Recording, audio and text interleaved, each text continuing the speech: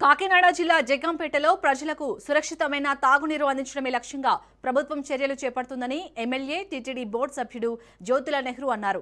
జగ్గంపేట గోకవరం రోడ్డులోని ఎంప్లాయీస్ కాలనీలో గ్రామీణ నీటి సరఫరా పారిశుద్ధ్య శాఖ ఆధ్వర్యంలో జలజీవన్ మిషన్ నిధులు 633.94 లక్షలతో నిర్మించిన రక్షిత మంచినీటి ట్యాంకును ఎమ్మెల్యే జ్యోతుల నెహ్రూ ప్రారంభించారు.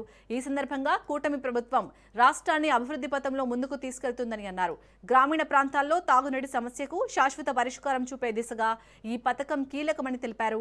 మరో 1.50 లక్షల లీటర్ల సామర్థ్యంతో వాటర్ ట్యాంకు నిర్మాణం చేపడతామని చెప్పారు. జగ్గంపేట మంచినీటి చెరువుకు ఫిల్టర్ వాటర్ ద్వారా శుద్ధి చేసిన నీటిని అందించి ప్రతి ఇంటికి తాగునీటితో పాటు ఇతర అవసరాలకు కూడా పరిశుభ్రమైన నీరు అందించేలా చర్యలు తీసుకుంటామని జ్యోతుల నెహ్రూ వెల్లడించారు.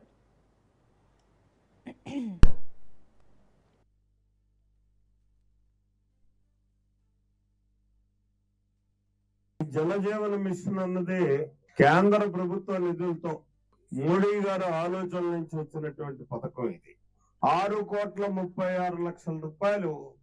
ఒక మన జగ్గంపేటకి ఆనాడు నిధులు కేటాయించడం జరిగింది.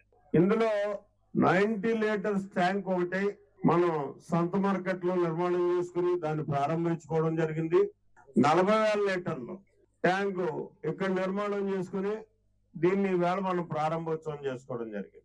ట్యాప్స్ అయితే జగ్గంపేట మొత్తం మీద ఇప్పటి వరకు ఇంటింటికి మనం ఇచ్చినటువంటి ట్యాపులు చూసుకుంటే 850 ట్యాపులు మనం వేయడం జరిగింది.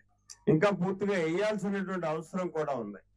పైప్ లైన్ మొత్తం ఎక్కడైతే జగ్గంపేట అంతా కూడా టౌన్ అంతా మనం వేసుకోవడం జరిగిందో ఈ పైప్ లైన్ 32 కిలోమీటర్లు వేసాం. జలజీవన మిషన్ అన్నది